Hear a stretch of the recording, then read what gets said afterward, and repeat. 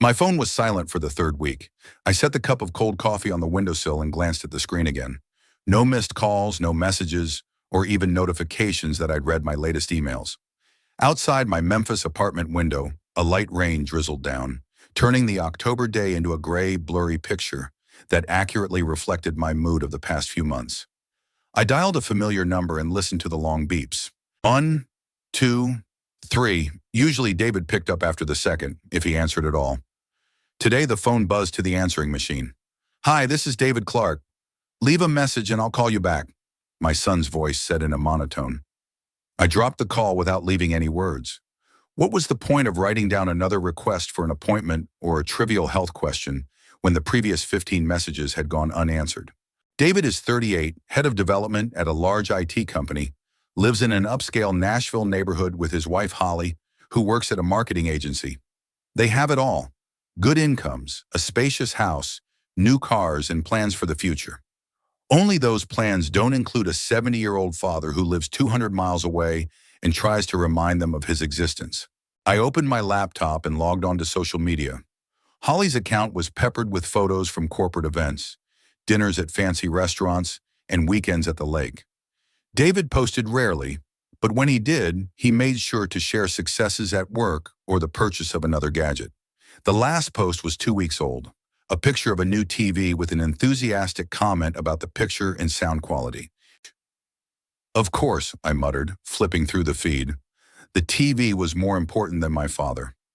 I closed the browser and pulled a notebook from my desk drawer, where I kept a record of my attempts to contact the family. The last entry was dated September 23rd, Holly's birthday. I'd sent her a gift card to an expensive boutique and a bouquet of flowers with a note, but I hadn't even gotten a formal thank you.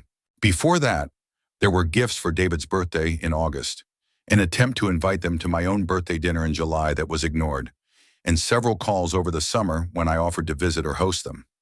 Each attempt was met with a wall of polite indifference. David answered the phone with one-word answers.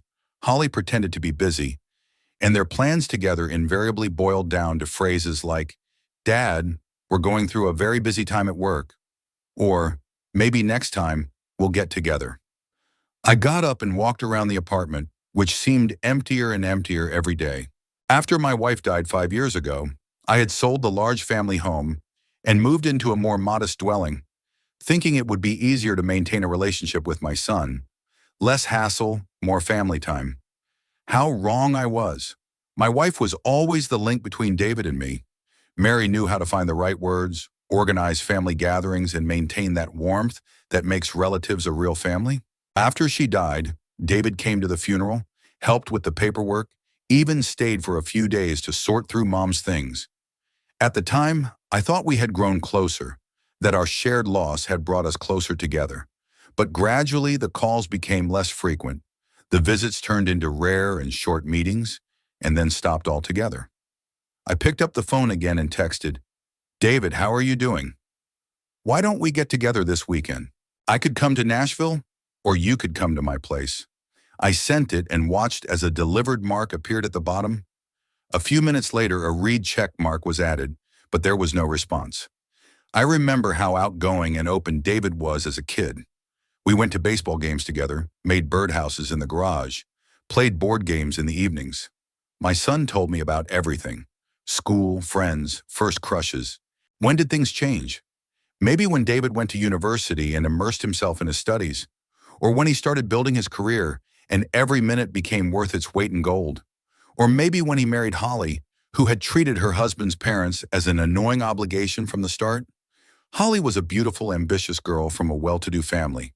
She and David met at work, married a year later, and immediately began to build a lifestyle that fit their idea of success. There was no room in that image for family dinners with an elderly father-in-law or leisurely conversations about the past. I opened the photo album on my phone and flipped through pictures from the past few years. Here's the three of us at David's birthday party 3 years ago. Me smiling for the camera, my son and daughter-in-law looking strained. Here's a dinner together at a restaurant 2 years ago, the last time we all went out together.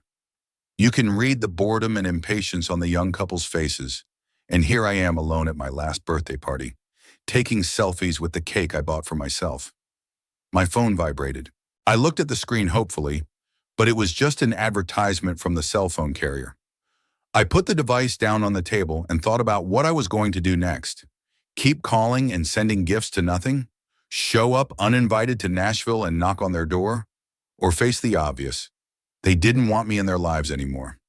Outside the window, the rain intensified and I turned on the desk lamp. In the yellow light, the apartment seemed even more lonely. I took Mary's picture off the table, the only one I keep in plain sight. It showed her smiling, standing in the garden near the rose bushes she loved so much. If she were alive, she would never have allowed such alienation.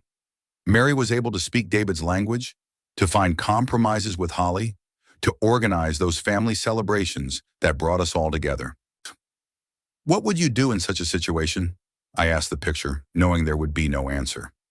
Mary always said that family is not only about blood ties, but also about constantly working on relationships. I've tried to work on them alone, but it takes at least two people. David and Holly stopped considering me a part of their lives a long time ago. To them, I had become a source of discomfort, someone who reminded them of some obligation they wanted to get rid of. I remembered calling David a month ago and hearing Holly's laughter in the background. They were clearly having fun, hanging out with friends or watching a comedy. But when his son picked up the phone, his voice became formal and dry. "Hey, Dad, what's up? What's up?" As if a father could only call in case of disaster. Not, "How are you?"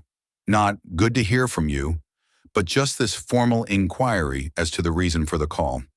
"Nothing happened? I just wanted to hear your voice," I answered then. "Oh, I see. Dad, I'm a little busy right now. Maybe we'll call tomorrow?" Tomorrow never came.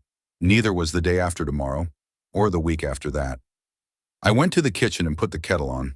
The automatic movements, water, stove, mug, helped me not to think about the fact that life had turned into waiting for calls that didn't come. The refrigerator held food for one person, a small piece of cheese, yogurt, apples. In the past, Mary had always bought a stockpile in case David and his family came over. No such need now. The phone came to life again. This time it was Mrs. Patricia's neighbor, an elderly woman who lived one floor above and sometimes dropped by for a chat. "Ronald, dear, could you help me with my computer? It's frozen again, and the grandchildren aren't coming until next week." "Sure, Patricia, I'll be right up. At least someone needs my help," I thought, as I headed for the elevator. Mrs. Patricia had her own problems with her family. Her grandchildren rarely visited. Her daughter lived in another state. But she didn't dwell on it. She took the situation for granted and found joy in the little things. TV shows, talking to neighbors, caring for her houseplants. Maybe I should learn to accept reality as it is, to realize that David is grown, has built his own life, and doesn't need his father anymore. That Holly will never be the kind of daughter-in-law who calls just for fun or invites me to family gatherings. That my attempts to restore intimacy seemed intrusive and would only push them away even more. As I walked up the elevator, I thought about picking up the phone again tomorrow, dialing my son's number again, and again hearing long beeps or a formal answer. Because as long as I keep trying, there remains some hope that I still have a family. It's been another 2 weeks since that rainy October day when I once again failed to reach David. In that time, I'd managed to send him 3 texts, 1 email, and even tried writing Holly directly.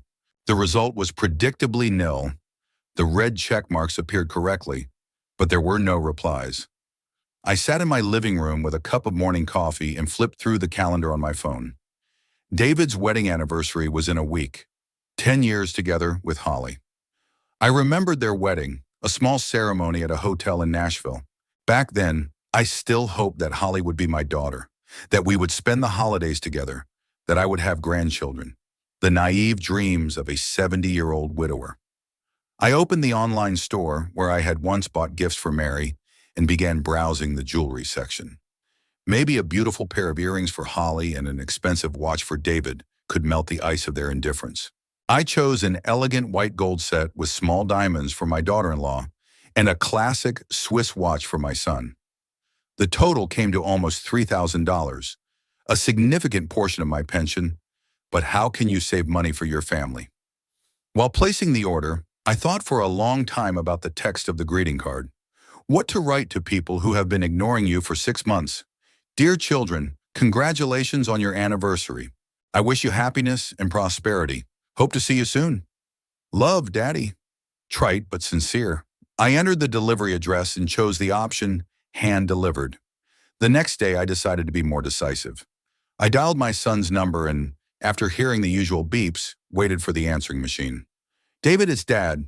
I know you're busy, but I really want to talk to you. Tomorrow is your wedding anniversary and I've sent gifts. Please call me when you have time. I'll be waiting. I spoke slowly and clearly, trying to keep my voice from shaking. At the end, I added, I miss you, son. The handset beeped, signaling the end of the recording. I put the phone on the table and waited. Half an hour, 2 hours. By evening, it was clear there would be no call. I tried again. Again the answering machine. This time I didn't leave a message. On the morning of their anniversary, I woke up with hope. Maybe when they received their gifts, they would remember me after all. I specifically ordered a 10 a.m. delivery so that the courier would catch them at home before work. I sat by my phone all day, checking the delivery status on the app every half hour. At 10:30, it said, Delivered, recipient Holly Clark. I imagined her opening the boxes, marveling at the beauty of the jewelry, showing the watch to David. Maybe they'll sit down to breakfast and discuss that Daddy remembers important dates after all, that he tries to be a part of their lives. Maybe David will pick up the phone and dial my number. No one called by lunchtime. By evening, neither did anyone. Before I went to bed, I wrote a quick message. Hope you enjoyed the gifts. Happy anniversary. I sent it and went to bed with a heavy heart. In the morning, the message was marked read. There was no reply. Another week passed. I tried a different tactic. I wrote a long email. I told them about my life, how I missed family meetings, that I wanted to know how they were doing at work, whether they had vacation plans, whether they were thinking about children. The letter turned out to be 2 pages long. I tried to write lightly and casually, not to press for pity, but just to share my thoughts. I sent it on Monday morning. On Wednesday, I checked. The letter had been read. By Friday, there was still no response. Maybe they really do have a lot of work to do, I said out loud, sitting in an empty apartment. But deep down, I knew the truth. David had been working as a computer programmer for 15 years, and never before had work interfered with his relationship with his family. When Mary was alive, he'd made time for calls and visits. The problem was not his busyness, but his unwillingness to communicate with me. I tried to analyze what went wrong. Maybe I was being too intrusive, calling and texting too often. But how else do you maintain relationships with people who live in another city? Maybe they don't like the fact that I live alone and might seem like a burden. But I didn't ask for help. On the contrary, I offered mine. Or was it because after Mary's death, I became a stranger to them? I mean, she was the one who ran all our family connections. She organized holidays, remembered birthdays, called David just to see how things were going. I had been more of a silent participant in this relationship, and now I was trying to take on a role I wasn't ready for. That evening of the same day, I took the desperate step of calling David's office. I had his work phone number, which I had never used, believing it unethical to distract my son while he was at work. But the usual methods of communication were clearly not working. A secretary answered the phone. Agra, Tech Solutions, Development Department. How can I help you? Good afternoon. May I speak to David Clark, please? Who's asking for him? His father, Ronald Clark. Pause, then, one moment, please.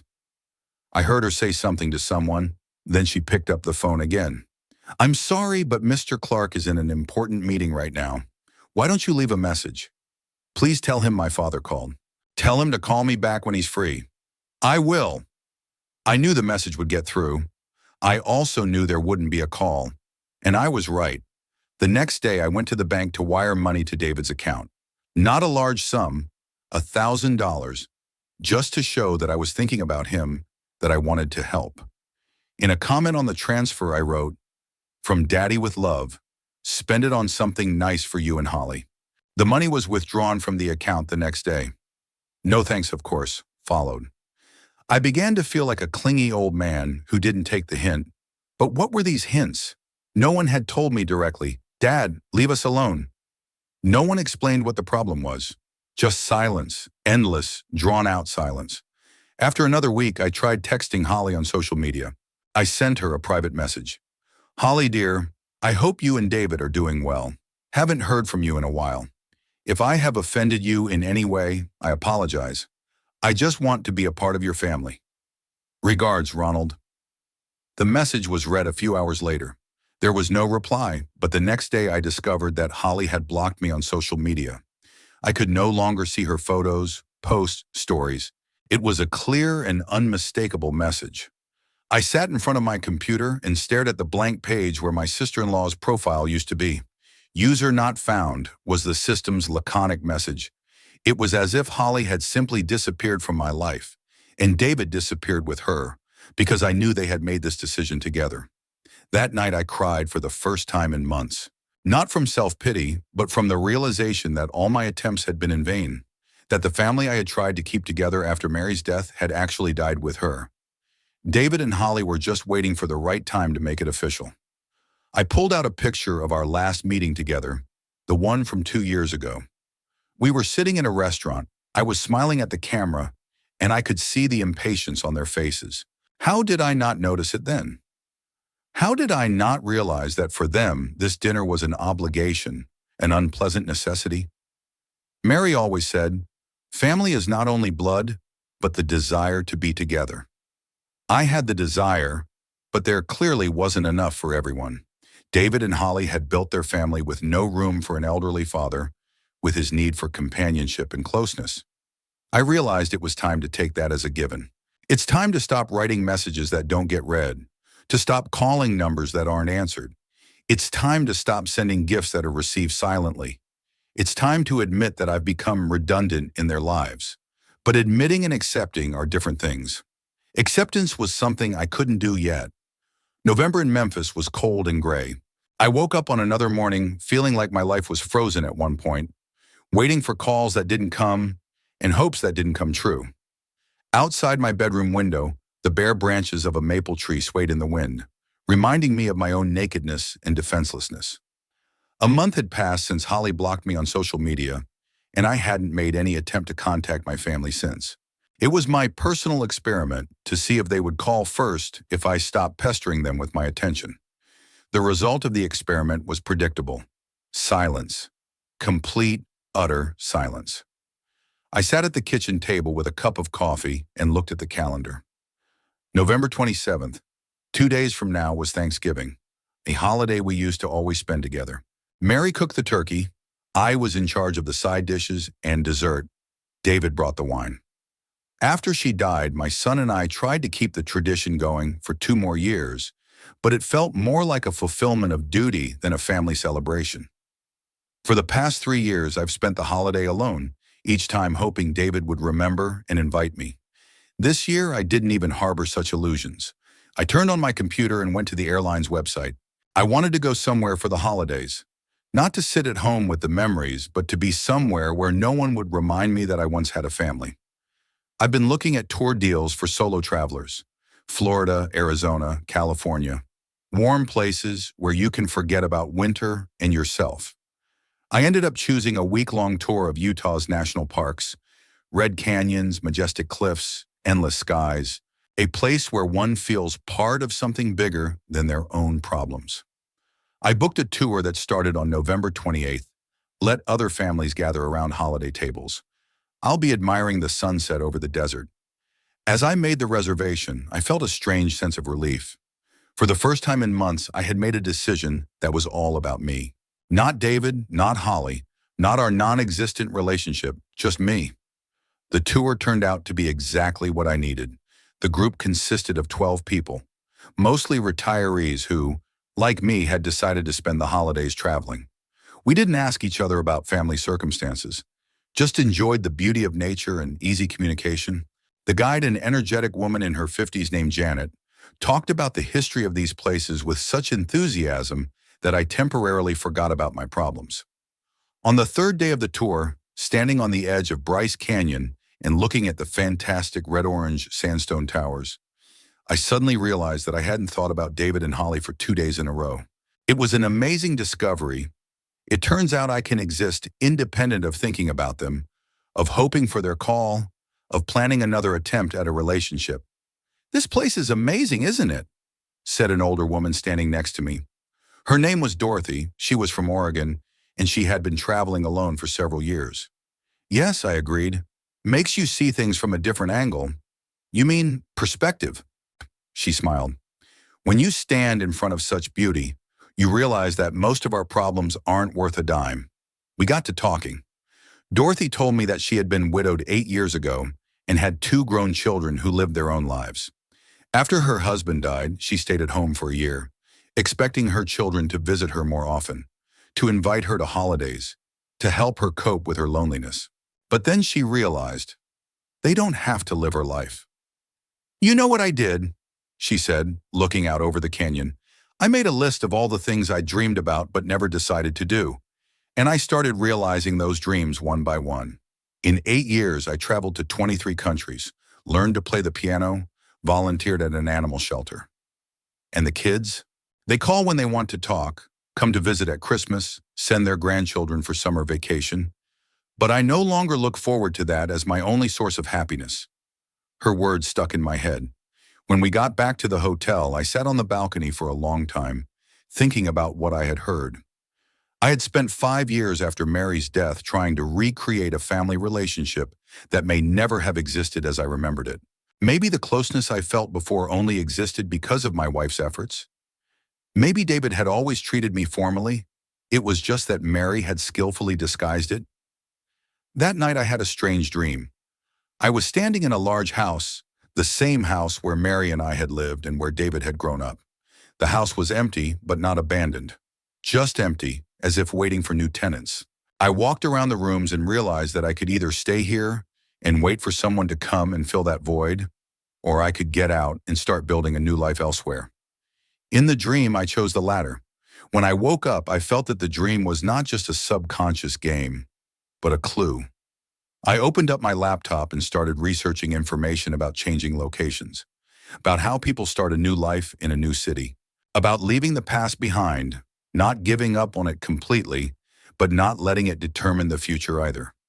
When I returned from my trip to Memphis, the apartment felt even stranger. Same walls, same furniture, but I was looking at it all through the eyes of someone who had already mentally left here. The first thing I did was check my phone. No missed calls from David. No messages asking where I was, if I was okay. My week-long absence had gone unnoticed to them. It finally confirmed my decision. The next day, I went to the library and asked the librarian to help me find information about my name change and documents. The young girl looked at me with surprise. Apparently, it is not every day that 70-year-old men come to her with such questions, but she professionally helped me to find the necessary materials. I learned that the procedure for changing a name in Tennessee is quite simple for people without a criminal record. You have to file a petition with the court, pay a fee, publish a notice in the newspaper, and wait for the judge's decision. The entire process takes anywhere from 4 to 8 weeks. The reasons can range from wanting to get rid of unpleasant associations to simply wanting to change your life. I spent an entire afternoon in the library researching the legal aspects of changing my identity. It turned out that in addition to a new name, I would need a new social security number, a new driver's license, and a new passport. It's a lot of work, but doable. In the evening at home, I sat down at the kitchen table with a notebook and a pen. On a blank sheet of paper, I wrote, "A new life, a plan of action." Then I added the first item, "Choose a new name." This turned out to be harder than I thought. What do you call yourself to a man who has lived 70 years with one name? I went through the options. William, Robert, James. They all seemed foreign to me. In the end, I settled on the name Walter. It sounded solid but not pretentious. I decided to change my surname to Green, a simple American, easy to remember. Walter Green. I said the name out loud several times, listening to the sound. Gradually, it began to feel natural to me. The next item on the plan was choose a new place to live. I didn't want to stay in Tennessee. Too many memories, too much chance of accidentally meeting someone I knew. After studying a map, I settled on North Carolina, a state with a mild climate, decent retiree health care, and affordable real estate. The city of Asheville attracted me with its reputation as a cultural center with many museums, theaters, and an active senior community. The third point, prepare finances. I had enough savings to start a new life, but needed to organize everything wisely. Sell my Memphis apartment, transfer my pension to a new address, open bank accounts in a new name. The fourth item proved the most difficult emotionally. What to do with the past. Photos with Mary, family heirlooms, things related to David. Which of these to take with me and which to keep? I decided I would take some of the most expensive things and sell or gift the rest. Last item, when to start. I looked at the calendar. It was the end of November. If I file for a name change in early December, I'd have all the new documents by the end of January. By March, I could sell the apartment and move. That gave me 4 months to prepare. Enough time to do everything thoroughly. That night, I slept better than I had in the last 6 months. For the first time, I had a plan, a purpose, a raison d'etre that didn't involve waiting for attention from an indifferent family. In the morning, I woke up with a firm decision to act immediately. I had breakfast, showered, put on my best suit, and went to the courthouse. In the waiting room of the attorney who was handling the name change, I felt strange, like a man on the cusp of a new life. The lawyer, Mr. Harrison, turned out to be a pleasant middle-aged man. He listened carefully to my explanation. Mr. Clark, may I ask what your decision is? Of course, you don't have to answer, but it's better for the court to have a clear rationale. I thought for a few seconds and then I said, I want to start a new chapter in my life. After my wife died, I feel like my old life is over. I want to become a different person. I see, he nodded. That's a legitimate reason. Let's do the paperwork. We spent 2 hours filling out the petition. Mr. Harrison explained the whole process. Filing, publication in the newspaper, court hearing. He also gave me a list of other documents that would need to be changed after receiving the court order. Walking out of the attorney's office, I felt light and anxious at the same time. I had taken the first real step toward becoming Walter Green. Ronald Clark had begun to disappear. That same day, I went to the real estate agency and met with the real estate agent. A 45-year-old woman, businesslike and energetic, looked at my apartment and said that with the current state of the market, I could sell it for a good price within 2 or 3 months. Are you moving in with the kids? She asked, making an appraisal. No, I replied. I just want a change of scenery. She nodded without asking too many questions. In the real estate business, apparently, they are used to different reasons for moving. That evening, I sat in my living room and looked at the picture with Mary. Would she have liked my idea? Or would she consider it an escape from reality? It seemed to me that Mary would have understood. She always said life was too short to waste it on misery. I picked up my phone and dialed David's number one last time. Not to try to repair the relationship, but to tell myself that I had tried everything possible. As usual, no one answered. David, it's Dad, I said to the answering machine. I wanted to let you know that I may be moving to another city soon. If you ever want to talk to me, give me a call. I'll always be glad to hear from you. He didn't add anything else. He hung up and turned off the phone. Ronald Clark was taking the last steps in his old life. February was surprisingly warm in Memphis. Sunlight streamed through the windows of my apartment, illuminating the boxes and suitcases that stood everywhere. For 3 months, my life had become an organized chaos of moving preparations. On the kitchen table was a stack of new documents: a driver's license in Walter Green's name, a new passport, bank statements, transferring accounts. A judge had approved my name change petition in late January, and I was now officially a different person. It was strange to see my picture next to someone else's name. Walter Green was looking at me from a plastic driver's license card, and I was trying to get used to the idea that it was me. 70 years of living under the name Ronald Clark was over. A new story had begun. The realtor called early in the morning. Mr. Green, she said, and I still flinched when someone called me that. We have buyers for your apartment. A young couple is offering full price, cash. The deal could be closed as early as next week. I agreed without hesitation. The money from the sale would allow me to settle comfortably in Asheville and not worry about finances for the first few years of my new life. I had already rented a small house in a quiet neighborhood in North Carolina. I looked it up online and contacted the owner. A 2-bedroom, 1-story house with a porch and a small garden, half an hour from the city center. Just what a person looking for a fresh start needed.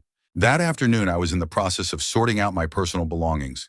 This proved to be the most difficult part of the whole process. Every item in the apartment was connected to some memory. Books that Mary and I had read together. The dishes we went shopping for on our honeymoon. Pictures of David as a child, a smiling boy building sand castles and chasing a ball in the yard. I sat on the living room floor, surrounded by boxes and sorted through old albums. Here's David at 6, losing his first tooth. Here he is at 12, proudly holding his diploma for winning his high school math contest. Here's his university graduation, Mary hugging him, me standing next to him with a proud smile. And here is his wedding, the last time we were truly a happy family. Some of the photos I decided to take with me. Not all of them. Too many memories can get in the way of starting a new life. But a few of the most treasured shots of Mary and David's baby pictures deserved a place in Walter Green's home. The rest I decided to donate or sell. I called a company that dealt in furniture and appliances. 2 middle-aged men arrived with a truck and in 2 hours had removed almost everything that made up my apartment. The couch where Mary and I watched movies in the evenings. The dining room table where we'd eaten breakfast for 20 years. The bookshelves filled with volumes I'd collected all my life. Nice stuff, one of the movers said as he looked over the furniture. Are you sorry to part with it? No, I answered honestly. They need new owners. I had taken Mary's clothes to a charity back in December. It seemed unbearably difficult at the time, but it turned out to be the right thing to do. Her dresses, shoes, jewelry would find new life with other women. I didn't need these reminders of the past. The memories of her I carried in my heart. In the evening, in an almost empty apartment, I sat on the only remaining chair and drank coffee from a cardboard cup. Tomorrow the buyers were due to arrive for the final inspection and signing of the papers. The day after tomorrow, I would be leaving for Asheville. Ronald Clark would be gone from Memphis forever. I pulled out my phone and looked at it. In 3 months of preparing for the move, David hadn't called once. My message about a possible move he had apparently ignored, just like everyone else. Part of me hoped that at least the news of his departure would make him contact me. But no, I dialed his number one last time. Not to explain anything or apologize, just to hear his voice before Ronald Clark disappeared from this world. Long beeps, answering machine. Hi, this is David Clark. Leave a message and I'll call you back. I listened to the familiar voice and realized it was the last time I'd hear it. When the tape ended, I didn't say anything. I just hung up. Then I took a notebook and wrote a letter. Not a long one. No recriminations or accusations. Just the facts. David, this is the last letter from your father. By the time you read it, I will no longer be in Memphis. I've made the decision to make a drastic change in my life and move somewhere else. I won't tell you where, not to punish you, but because I believe people should be free to choose. You chose to live without a father, and I respect that choice. Now I choose a life without a son who doesn't want to be one. Don't come looking for me. Live happily ever after with Holly. Your mother loved you unconditionally, and that love was the best thing I could give you. That's all I have. Goodbye. Ronald. I reread the letter a few times, made minor edits, and rewrote it. I sealed it in an envelope and wrote David's address in Nashville. I'll mail it tomorrow. The letter will arrive a few days after I leave. I didn't sleep much during the night. I lay on an air mattress in an empty bedroom and listened to the sounds of the city outside the window. Memphis was living its life, unaware that one of its residents was preparing to disappear. Ronald Clark would wake up here in the morning, and in the evening he would be gone. At 8 in the morning, the buyers arrived, a young couple with a 2-year-old child. They were excitedly looking around the empty rooms, discussing where they would put the crib, where there would be a play area. Their joy was genuine and a little painful for me. I too had once been a young father who had made plans for a happy family life in a new home. It's a great apartment, my husband said. It feels like happy people have lived here. Yes, I replied. We've lived here for many good years. We signed the papers at the realtor's office. The money was deposited into my new account in Walter Green's name. I handed the keys to the new owners personally. The young woman took them gratefully, as if I'd given them the most valuable thing in the world. Maybe I had. After the transaction was completed, I went to the post office to send a letter to David. The clerk behind the counter accepted the envelope without much interest. To him, it was ordinary correspondence. He didn't know that this letter ended a story of 38 years. Then I stopped by the bank to close the last accounts in Ronald Clark's name. The manager, a young fellow who had served me for the last 2 years, asked, "Mr. Clark, are you moving?" "In a way, yes," I replied. "It's a shame to lose a good customer. Good luck with the new place." I thanked him and walked out of the bank. I stopped in the parking lot and looked around. Here was the building where I had worked for the last 10 years before I retired. There's the cafe where I sometimes ate breakfast on weekends. Here's the store where he bought his groceries. The ordinary life of an ordinary man in an ordinary city. All this will remain, but without me. I got into the car in an old but reliable Honda Accord, which I decided to take with me into my new life. In the trunk were 3 suitcases of clothes, a box of photos and documents, a few books, and a picture of Mary in a wooden frame. It was all that remained of Ronald Clark's 70 years of life. Before I left, I stopped by the cemetery to visit Mary's grave. It was a clear February day and the sun lit up the gray headstones, making them look almost solemn. I bought a bunch of white roses, her favorite flowers, and went to the familiar grave. "Hello, darling," I said, setting the flowers in a vase. "I came to say goodbye." I told her about my decision, about my new name, about the house in Asheville. I spoke quietly, as if she could hear me. Maybe she could. Who knows how the world works? "David made his choice," I said to the tombstone. "Now I'm making mine. Don't be angry with him. He's just a different man, not the man we imagined him to be. And I'm gonna try to be something I never was. Free."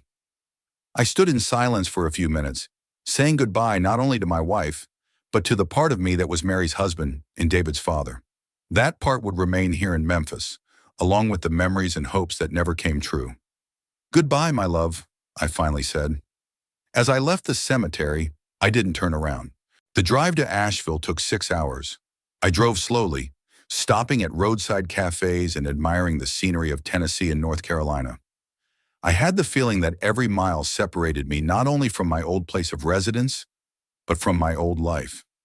Somewhere between Nashville and Asheville, Ronald Clark had finally disappeared and Walter Green had begun.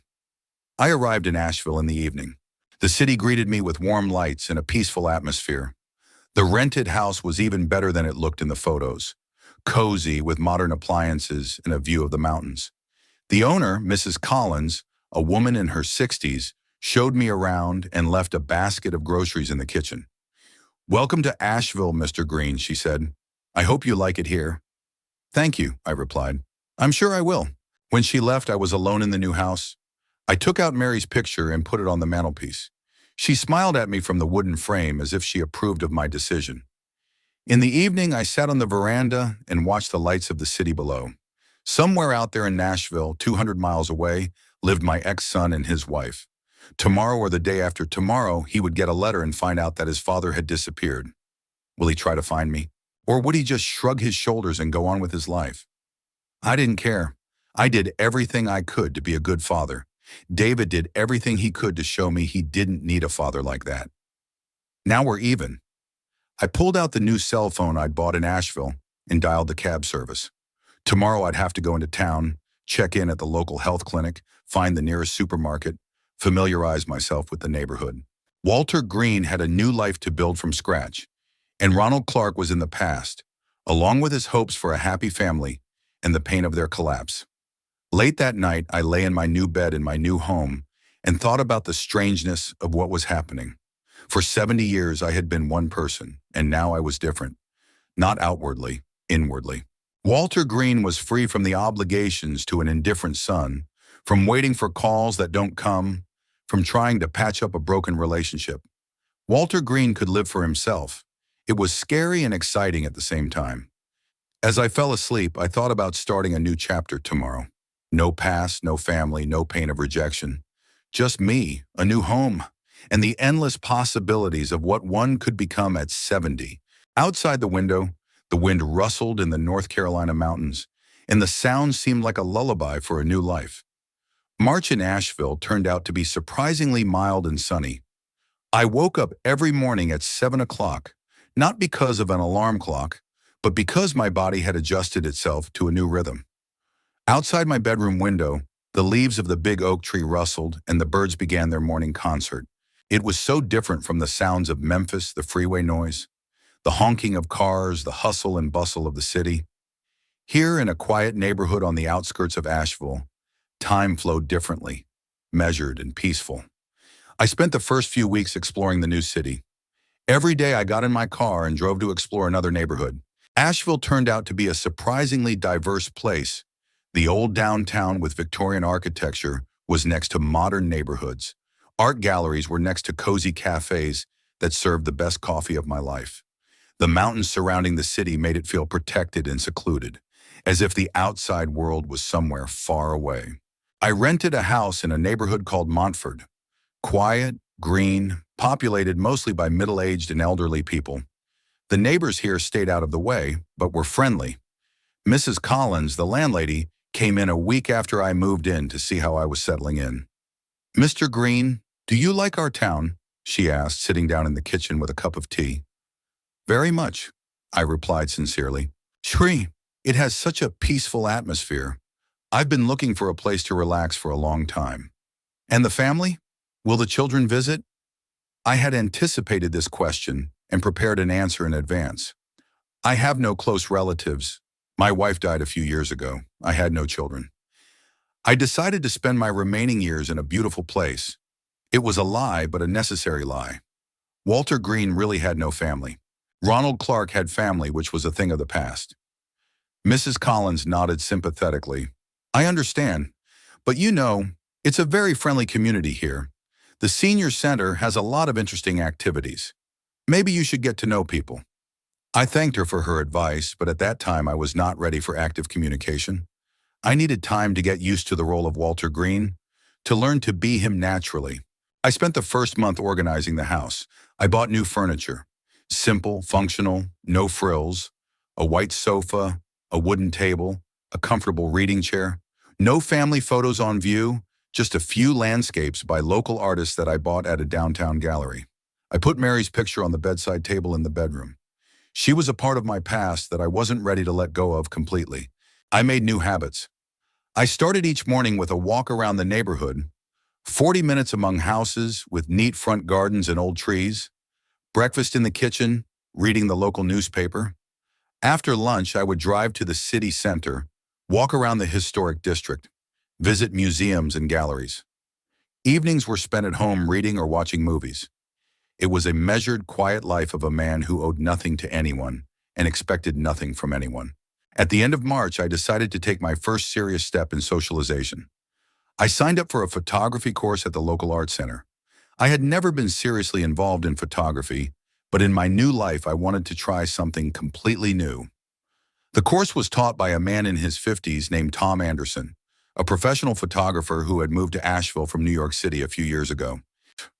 "Welcome to the course," he said on the first day, addressing the group of 8. "Photography isn't just a technique, it's a way of seeing the world anew."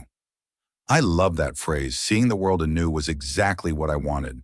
There were people of different ages in the group, but most were retirees who, like me, had decided to learn a new hobby. There was an elderly lady named Rose who used to be a school teacher. There was a retired Colonel Jack, a serious man with a military bearing. There was a young mom named Sarah who wanted to learn how to take beautiful pictures of children. We introduced ourselves cautiously, telling only basic facts about ourselves. I introduced myself as Walter Green, recently moved from Tennessee, said I was retired, lived alone, and wanted to try something new. No one asked for details. Privacy was respected here. The course was held twice a week on Tuesdays and Thursdays. The first class was about the basics: composition, light, camera settings. Tom gave us homework assignments, photographing the sunrise, finding interesting shadows, catching movement.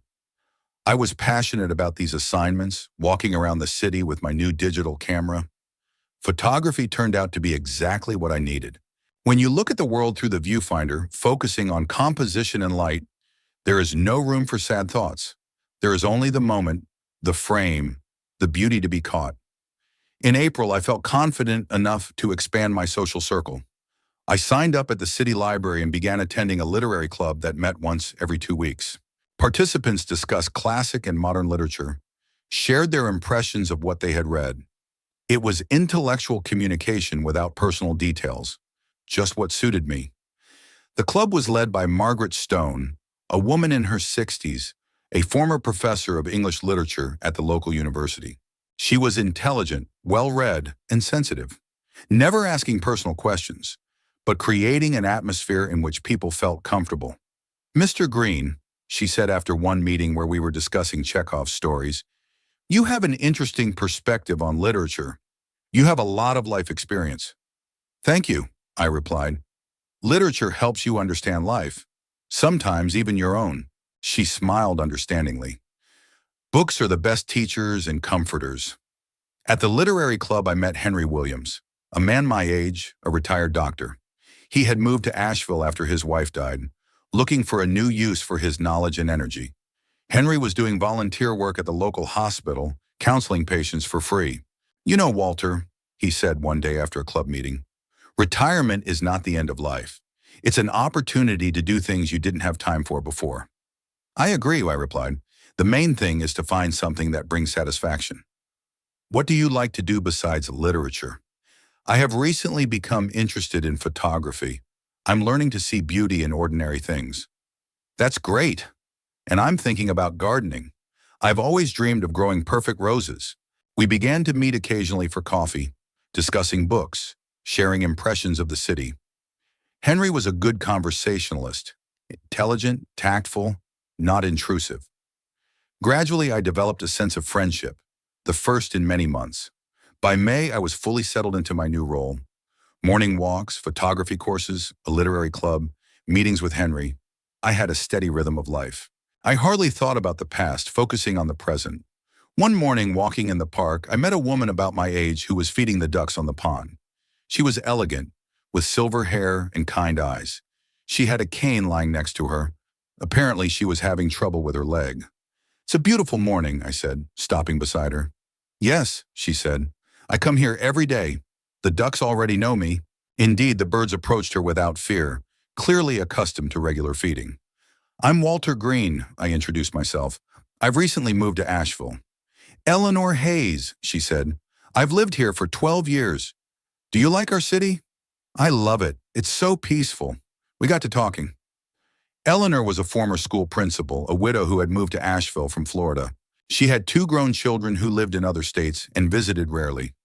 "After my husband died, I realized I didn't want to sit at home and wait for the kids to call," she said with a slight smile. "I decided to live life to the fullest." Her words resonated with me. She had traveled the same path as I had, only she had chosen a gentler way of adapting. "Was it hard to start over?" I asked. "At first, yes. But gradually you realize that you have a choice, to feel sorry for yourself or to look for new opportunities." From then on, we began to meet in the park almost every morning. Eleanor told me about the local sites. I shared my impressions from my photography courses. Communication with her was easy and natural. No attempts to find out details of the past, no pressure for intimacy. In June, Tom announced that our group was ready for its first exhibition of work. Each of us was to choose the 5 best photographs to exhibit at a local gallery. I spent a long time going through the pictures, taken during my 3 months of study.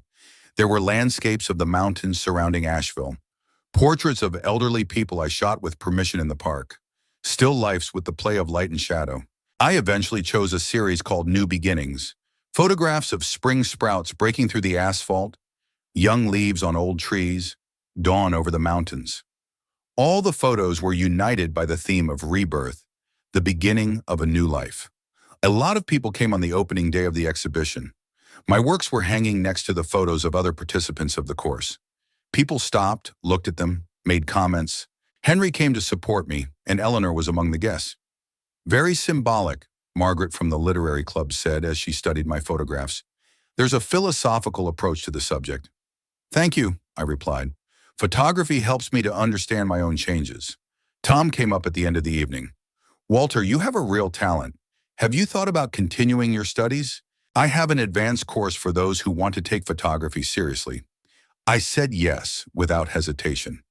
Photography has become not just a hobby for me, but a way of expressing myself and learning about the world. By the end of the summer, I had fully adapted to life at Walter Green. I had a circle of acquaintances, interesting activities, a measured existence. I learned to cook new dishes, learned the basics of gardening, read dozens of books. The house in Montfort became truly my home. Sometimes in the evenings, I would sit on the veranda and reflect on the past months. Ronald Clark seemed a different man to me now, unhappy, dependent on other people's attention, unable to find joy in his own life. Walter Green was free of these problems. He built a life of his own choosing, not expecting approval or participation from people who didn't appreciate him. Of course, sometimes sadness crept in, especially when he saw grandfathers with grandchildren or families picnicking in the park. But this sadness was light, without bitterness. I grieved not for the lost family, but for that ideal of family that never existed in reality. In August, an event occurred that finally confirmed to me the correctness of my decision. Henry introduced me to a friend of his, a local doctor who was looking for a volunteer to help with a program to rehabilitate elderly stroke patients. He needed someone who could do simple exercises with the patients, read to them, and just socialize. "You have a gift for connecting with people," Henry said, "and free time. It could be good for you and the patients." I agreed to give it a try. I started going to the hospital twice a week, working with elderly people who were relearning to speak and move after their illness. It was difficult but rewarding work. I saw how people fight for every word, for every movement, how much they appreciate simple human participation. One of my mentees was a woman named Betty, a 75-year-old former teacher who had suffered a severe stroke. Her children lived far away and rarely visited. We spent time reading. First I read aloud to her, then she gradually began to read by herself, syllabically, slowly regaining her speech. "Walter," she said one day when we were reading Frost poems, "you are such a kind man. Do you have a family?" "No," I answered honestly, "but I have friends, and I have the opportunity to help wonderful people like you." She smiled, the first full smile I'd seen in the months I'd known her. "Family isn't just blood," she said with difficulty. "Family is those who are there for you when you need them." Those words were a revelation to me. I had found my new family: Henry, Eleanor, the literary club members, the hospital patients, people who valued my presence and who valued me, not because of blood ties, but because we chose to be important to each other. By the end of the summer, I realized the experiment with a new life had succeeded. Walter Green not only existed, it thrived. He had a rich, meaningful life full of interesting people and activities. He didn't wait for calls that didn't come, and he didn't waste energy on relationships that only brought pain. September evenings in Asheville were especially beautiful. I sat on the veranda drinking tea and looking out at the mountains colored by the setting sun. I held my camera in my hands, preparing to catch the moment when the light would be perfect for a shot. Nearby on the table was a book of poems that we would discuss at the next meeting of the literary club. Life was good, not perfect. There is no such thing as perfect. But good, filled with meaning and joy. And most importantly, it was mine, built by my choice and for my happiness. Ronald Clark no longer existed. All that remained was Walter Green, a free man who had learned to live for himself. September in Asheville was drawing to a close when I received a call from Mrs. Patricia. I was sitting in the kitchen eating breakfast, looking through the pictures I had taken the day before in the mountains, and I didn't immediately recognize the number on the phone screen, an old number from Memphis that I'd left on, but had almost forgotten it existed. It hadn't gotten a single call in 6 months. "Hello," I answered, surprised. "Ronald? Oh my God, finally, I thought something had happened to you." Mrs. Patricia's voice sounded like an echo from a past life. The neighbor from the apartment upstairs who sometimes asked for help with the computer. A kind older woman who was one of the few people who had taken a genuine interest in my affairs during the last months of living in Memphis. "Patricia," I said, thinking quickly about what to answer. "How are you doing? What's wrong?" "Ronald, honey, where are you? Some people came to see you, asking about you. I told them you'd gone away, but they were very insistent. And then your son came." My heart skipped a beat. "David came to Memphis, so he got my farewell letter and started looking for me." "When was that?" I asked, trying to keep my tone calm. "About a month ago. First, some men in suits came by, showed me their IDs. They said they were looking for you at the request of your family. I told them you'd moved, but I didn't know where. A week later, David and his wife arrived. He looked very worried. I imagined this scene. David and Holly walking up the familiar stairs, ringing the doorbell of an apartment where no one else lives. I wonder what they felt at that moment. Anxiety? Guilt? Or just annoyance at having to deal with the search for their disappeared father? What did he say? I asked him. He asked when you'd left, if you'd told me where you were going, showed me some letter, said you'd written to him, that you were making a radical change in your life. He was very worried, Ronald. He said he'd been trying to call you, but your cell phone wasn't answering. Of course, there's no answer. I disconnected Ronald Clark's number back in March when I finally moved to Asheville. That phone belonged to someone else who no longer existed. Hamas on her. What did you tell them? That all I knew was that you were going to move. David asked for my number, said he'd call if there was any news. Ronald, what's going on? Why did you disappear without telling anyone? I closed my eyes and tried to formulate an answer. How do I explain to a kind woman who genuinely cares about me that I intentionally disappeared from the life of a son who had ignored me for years? Patricia, David, and I had a complicated relationship. After my wife died, things changed. I decided to start a new life in a new place. But your son is worried. He said he went to the police, but they said an adult has the right to disappear as long as he hasn't committed a crime. Ronald, maybe we should call him. No, I answered firmly. Patricia, I'm asking you, if David contacts you again, tell him I'm alive and well, but I don't want to be found. This is my conscious decision. Pause, then. Ronald, I don't understand. What could have happened to make you decide to break away from your family? Nothing in particular, I said tiredly. I just realized that we had become strangers.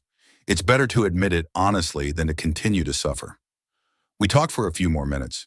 Patricia told me the news from home, who had moved into my former apartment, what was going on in the neighborhood. The ordinary lives of ordinary people that go on regardless of anyone's personal dramas. Before she hung up, she said, Ronald, I'm not going to judge you. You're a grown man and you know what you're doing. But if you ever want to talk to someone who understands you, call me. I'll always be glad to hear from you. After the conversation, I sat in the kitchen for a long time, thinking about what I'd learned. So David had started looking for her after all. He'd contacted the police, hired private investigators, traveled to Memphis. That told me that my disappearance had made an impression on him. But was it genuine concern for my father's fate, or just guilt that drove him to take formal action? Did he realize when he read my farewell letter that he himself had brought the situation to such an end? Or did he simply decide that my father had fallen into senile depression and needed to be found? I tried to imagine how events unfolded after receiving my letter. David reads it, shows it to Holly. They discuss the situation. Perhaps Holly says something like, "We need to find him, or people will think we've abandoned an elderly relative."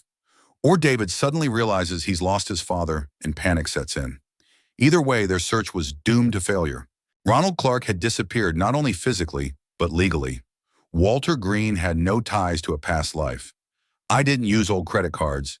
I didn't contact doctors I knew in Memphis. I didn't contact former coworkers. Even if they hired the best detectives, the trail would break on my leaving town. Patricia's call, however, shattered my calm. For 6 months, I'd lived in the belief that the past was behind me. Now it appeared that it was actively seeking me out. It made me feel strange, as if I were a fugitive, even though I had committed no crime. That evening, I met Henry at our favorite downtown cafe. We often spent evenings talking about literature, politics, and the philosophy of life.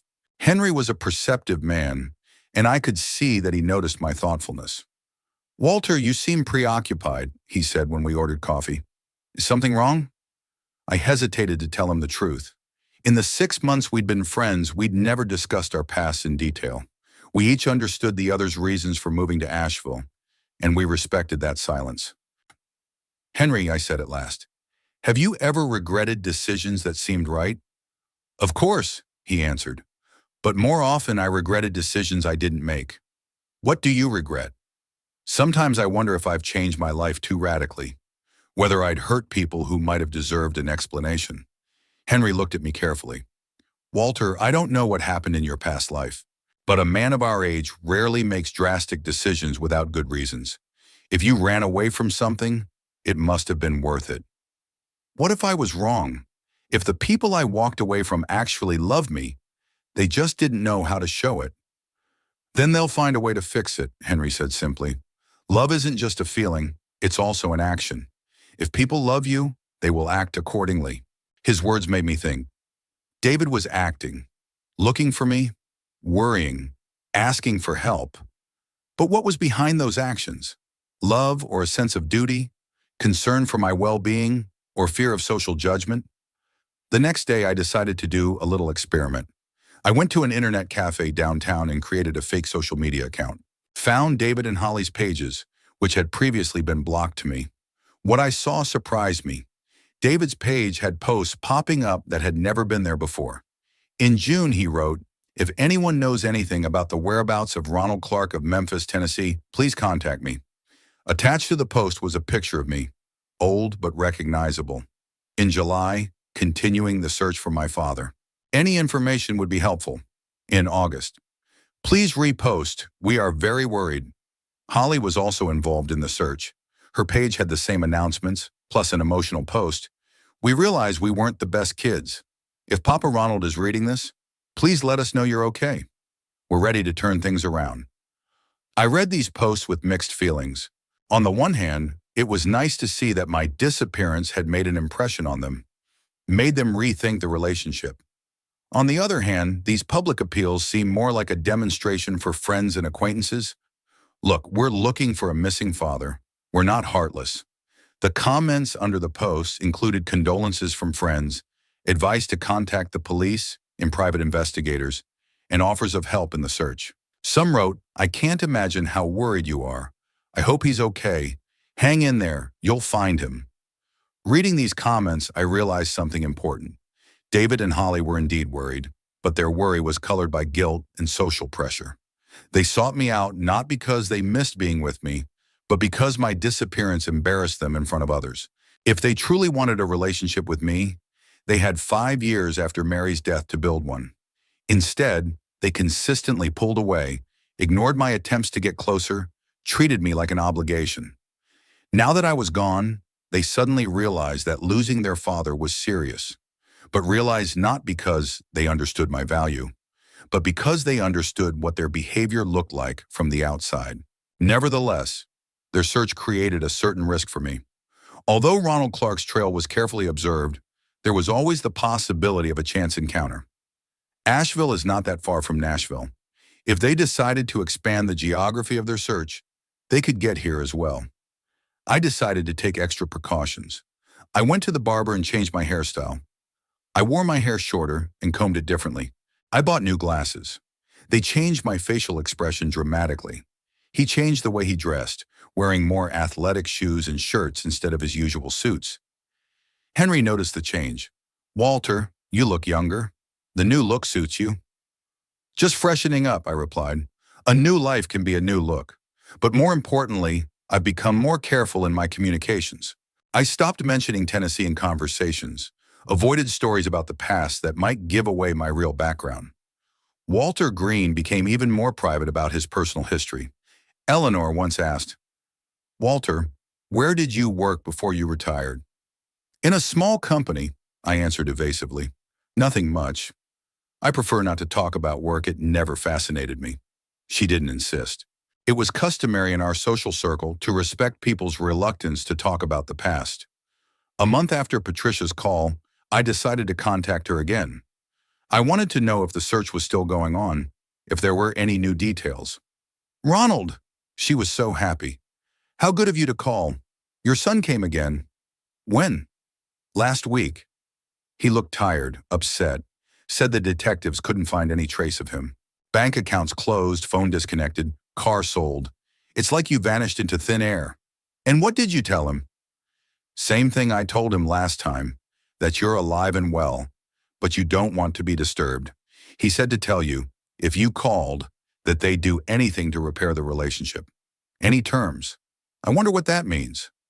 Ready to apologize for years of indifference? Ready to communicate regularly? Or are they just willing to get confirmation that the father's alive to ease their conscience?"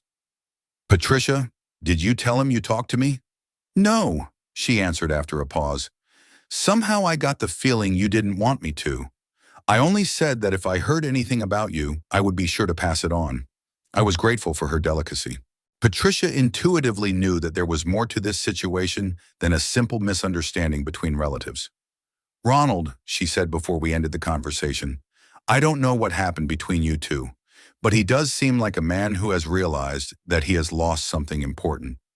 Maybe he did, but realizing what you've lost doesn't mean understanding why you've lost it. And it certainly doesn't guarantee that what is found will be valued more than what is lost.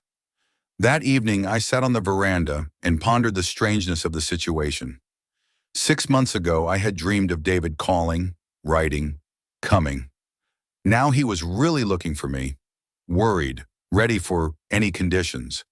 But these searches only strengthened my confidence in the correctness of my decision, because they began only after my disappearance. 5 years of indifference were not erased by one farewell letter.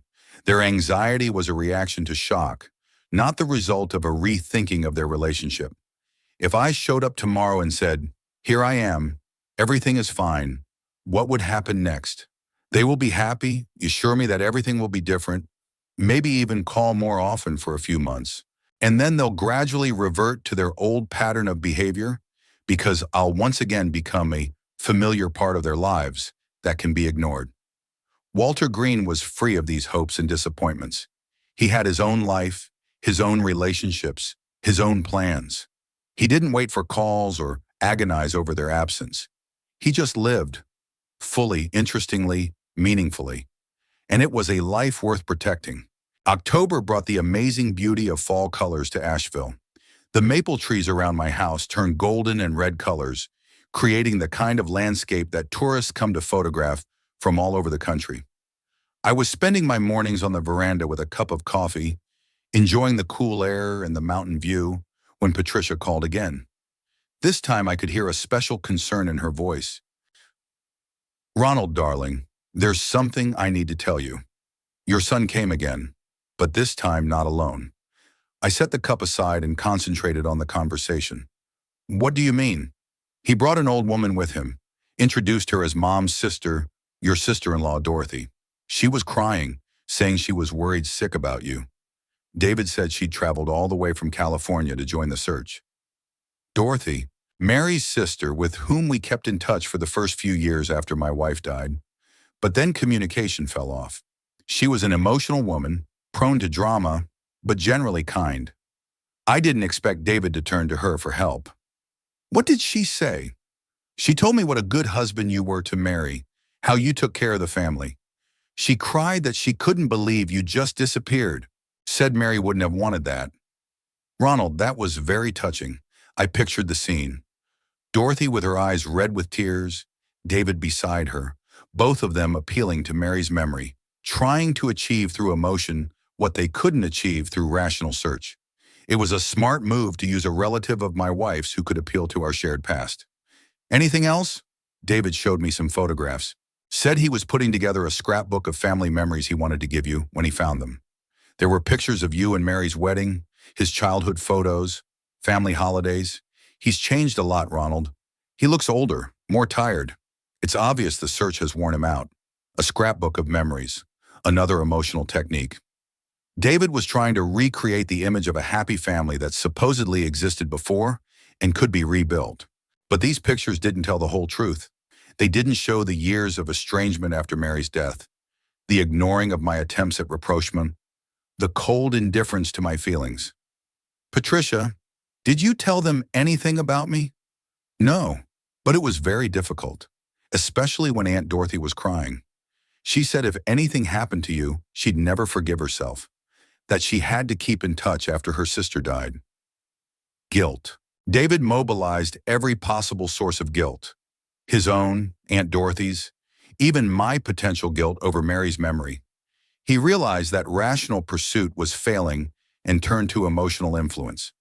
After talking to Patricia, I felt the need for more information. In the evening, I went to the internet cafe again and checked social media. What I saw amazed me with the scale of the campaign that had been launched. David had created a separate page called The Search for Ronald Clark. On it were dozens of photos from our family life. Many I was seeing for the first time.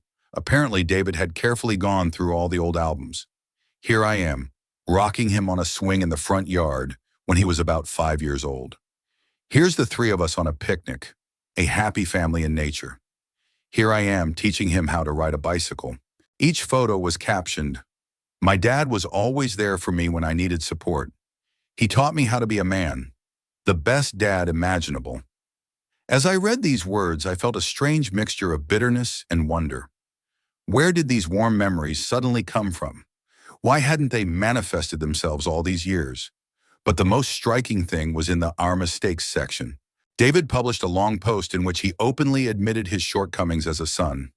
"After my mom died, I failed to be the son my dad deserved.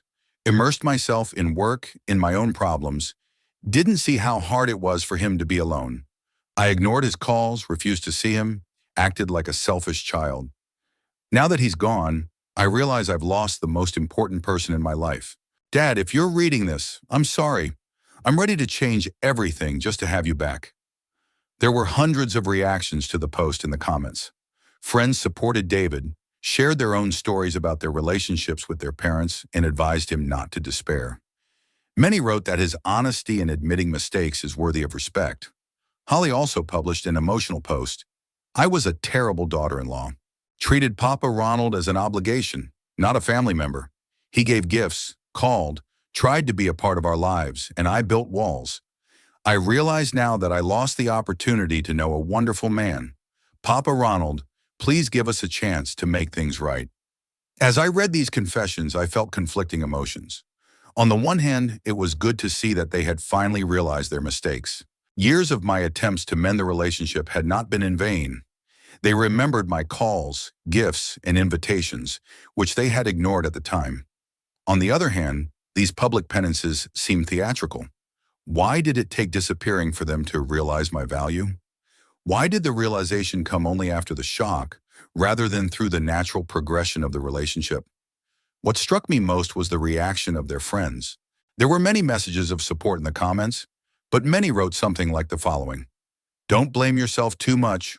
All adult children neglect their parents sometimes. The important thing is that you realize the mistakes. When you find him, things will get better."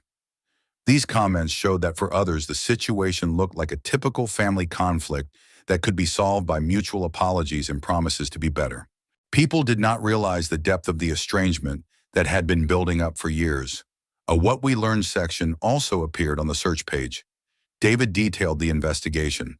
Private investigators traced Dad's bank transactions through February. After that, total silence. Cars sold, accounts closed, phone disconnected.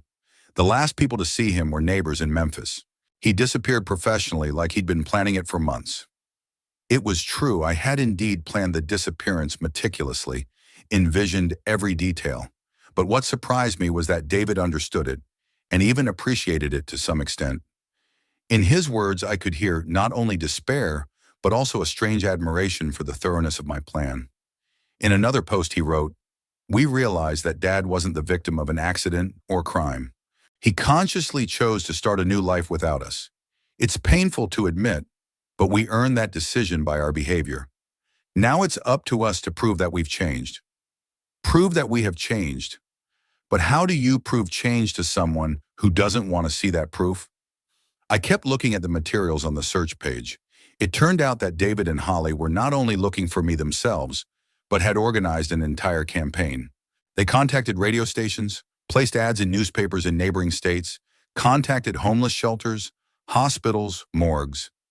They were especially active in looking in cities where I could settle based on my previous interests. Checked out Asheville, North Carolina, since I had once mentioned that I liked the mountains. Explored Savannah, Georgia, because Mary and I spent our wedding anniversary there. Searched small towns in Florida, where many retirees spend their old age. Fortunately, all their searches centered on Ronald Clark. Walter Green was not on their list. They didn't know about the name and ID change.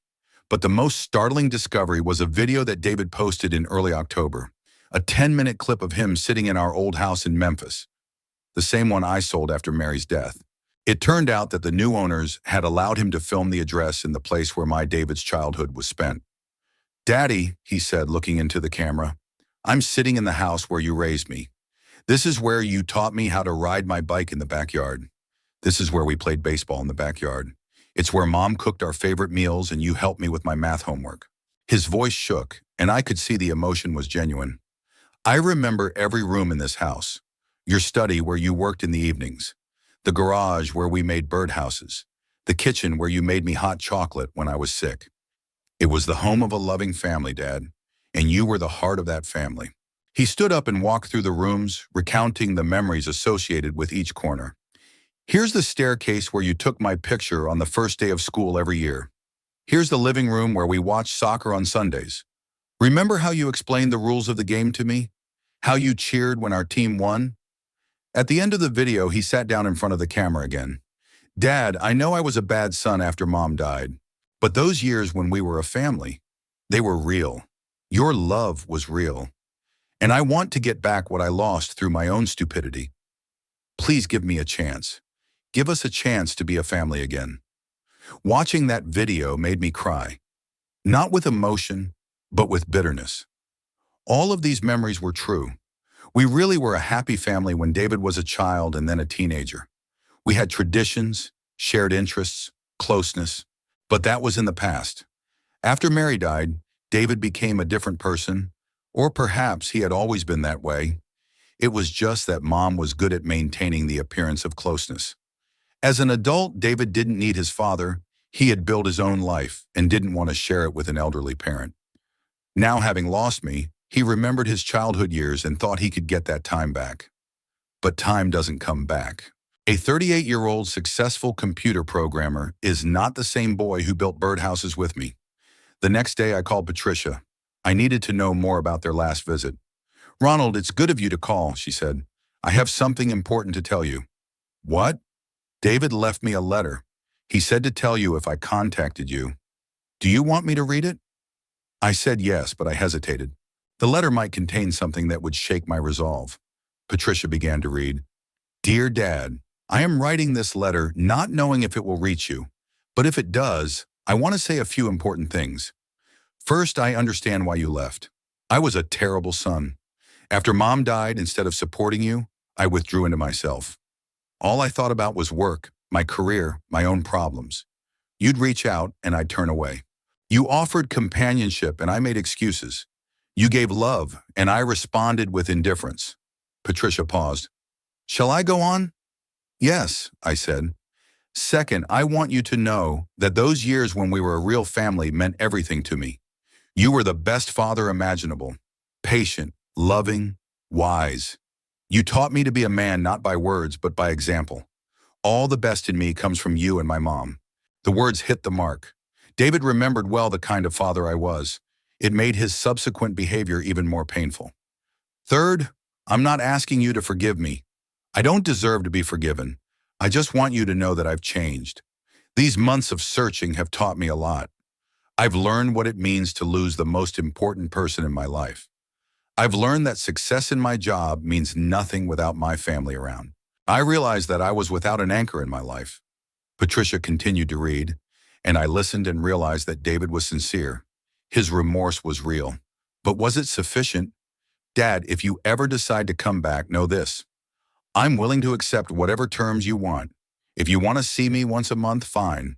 If you want us to move closer to you, we'll do that. If you need time to forgive us, we'll wait. I just want to have a father again." The letter ended by asking for any sign of life. "Even if you don't want to date, just let me know you're alive and well.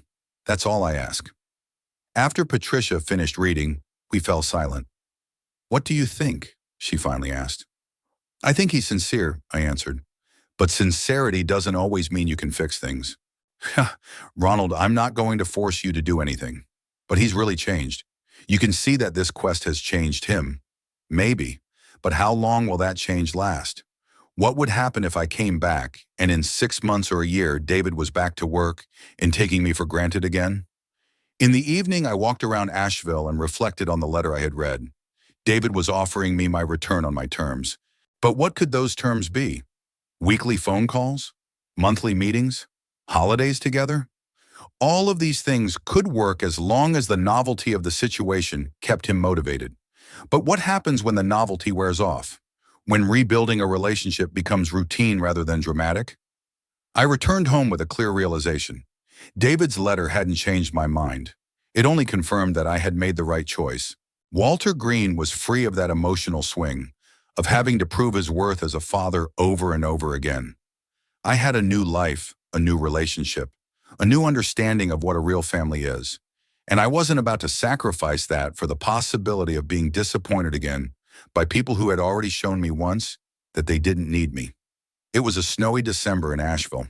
I sat by the fireplace with a cup of tea and watched the flakes falling outside the window. Tomorrow was Christmas, and I was expected to have a holiday dinner at Henry's with friends from the literary club. It was a family I'd chosen on my own. The phone rang. Patricia, as usual, with big news. "Ronald, Holly came to see me, alone, without David. She looked awful. Thin, pale, red eyes. What did she want?" "She brought a box of presents you'd given them over the years. Said she couldn't look at them anymore. And she left a letter." I hesitated but asked to read it. Patricia began. "Dear Papa Ronald, I never called you Daddy in my lifetime, even though you deserved it.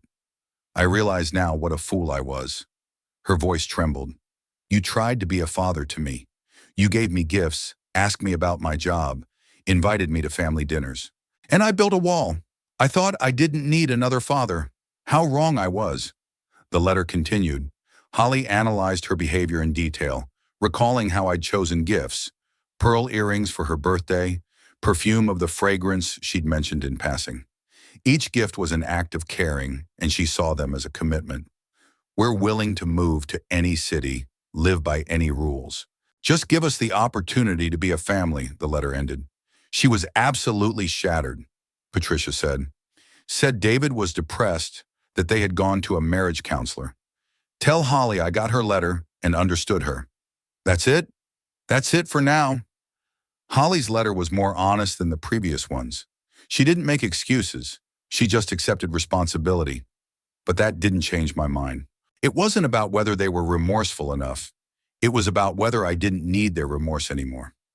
In 8 months, I had built a new life. Walter Green was a complete man with his own interests and friends. To return to the role of Ronald Clark would mean becoming dependent on David and Holly's moods again. The next day, Christmas Day, I woke up early. On the kitchen table were gifts for friends, books for Henry, a scarf for Eleanor. Simple gifts for people who would appreciate them. Eleanor came over to bake a pie at my house. "You know, Walter," she said, "loving our children shouldn't make us unhappy. If we suffer in our relationships with our own children, something is going wrong. How did you come to that conclusion?" After my husband died, I waited 2 years for my children to spend more time with me. And then I thought, what if I built a life so that I could be happy regardless of their decisions? Her words resonated with my experience. At Henry's, 8 people were gathered around the table. The conversation was lively, discussing books, plans for the new year. At that table, I realized definitively, this was my real family. People who chose to be around me not out of obligation, but because they enjoyed my company. Tom showed me the photos from the exhibition. "Walter, you found your style. Your work tells how a new life sprouts in the place of old." In the evening, I returned home with a sense of completeness, sat down at the table and wrote the last letter in Ronald Clark's life. "Dear David and Holly, I have received your letters and accept your apologies, but forgiveness does not mean I am ready to return. During your time of indifference, I've learned, family is a choice. You chose to live without a father, and I respect that choice. Now I choose to live without a son and daughter-in-law who only realized my worth after my loss. I'm not angry. I just don't need your relationship anymore. I have my own life, friends, plans. I am happy without the need to prove my worth to anyone. Live happily, but live it without me. Ronald Clark." Sealed the letter. "I'll send it to Patricia tomorrow. It'll be the last thing Ronald Clark ever does, and Walter Green will continue to live a full, interesting, free life. He has a solo exhibition, new courses, traveling with Henry. He has a home, a town, friends. Most importantly, he has peace. He doesn't wait for calls that may not come, doesn't schedule appointments that might get canceled. He just lives, and that's enough to be happy." Outside the window, the snow continued to fall.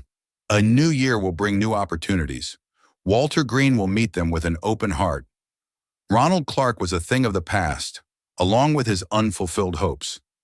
Now he knew that true happiness didn't depend on other people. It depends on the ability to appreciate what you have and not waste your life waiting for something that may never be.